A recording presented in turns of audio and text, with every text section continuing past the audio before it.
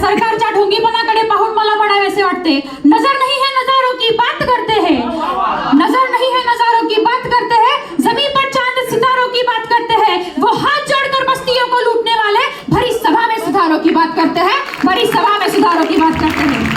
नुकताच ओमजी म्हणाले, या विधेयकाच्या माध्यमातून आमची सरकार आज इतिहास रचत आहे, परंतु ओमजी इतिहास वगैरे तर माहित नाही, पण तुमच्या पक्षातील नेत्यांचे खिसे भरण्याचं आणि त्यांचे काळे कारभार लपवण्याचं काम तुमची सरकार नक्कीच करत आहे।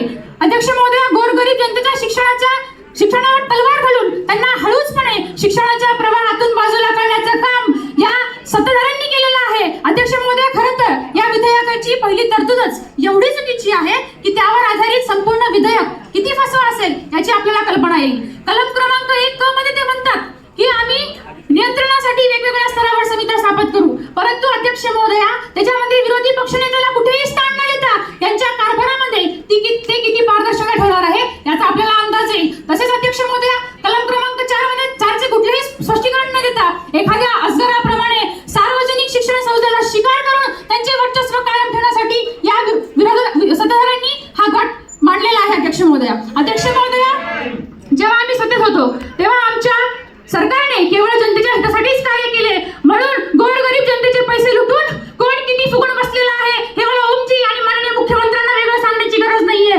अध्यक्ष महोदया, सत्तेत बसून समाजवादाच्या गप्पा मारणारे हे सुडो सोशलिस्ट एवढ्या भांडवलदारी विचारवृत्तीचे असतील, हा विचार देखील महाराष्ट्राच्या जनतेने कधी केला नसावा, म्हणून तुमच्या मार्फत मी त्यांना सांगू इच्छिते की त्यांनी हे विधेयक मागे घ्यावं आणि असं करणार ते जर का असमर्थ ठरले तर आम्ही तुम्हाला उद्या रस्त्यावर भेटू हे विरोधी पक्षनेते म्हणून मी ठामपणे सांगताना थांबते। धन्यवाद अध्यक्ष महोदय। माननीय शिक्षण मंत्री अशोकजी जोगदंड।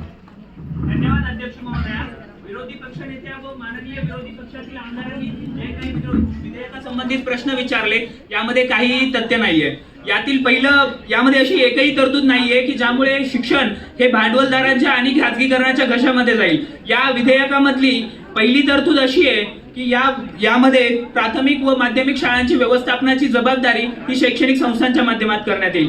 गेल्या 10 वर्ष यांचं सरकार सत्तेमध्ये होतं आणि शिक्षणाची अवस्था काय आहे हे आपल्या सर्व जनतेला माहिती आहे आणि म्हणून हे आम्ही विधेयक राज्यातील शैक्षणिक क्रांती आणणारं विधेयक आम्ही या सभागृहात मांडलं आहे आणि या विधेयकाच्या माध्यमातून तब्बल आम्ही 25,000 शिक्षक भरती करणार आहोत आणि या शिक्षक भरतीमध्ये ज्यांनी शिक्षक पात्रता परीक्षा त्याचबरोबर पदव्युत्तर पदवी पात्र उमेदवार असतील अशा उमेदवारांची यामध्ये भरती करणार आहोत आणि या विधेयकाच्या माध्यमातून गरीब, बहुजन, दलित, मागासवर्गीय त्याचबरोबर खेडेगावातील तांड्यावरील वाड्या वस्त्यावरील विद्यार्थ्यांना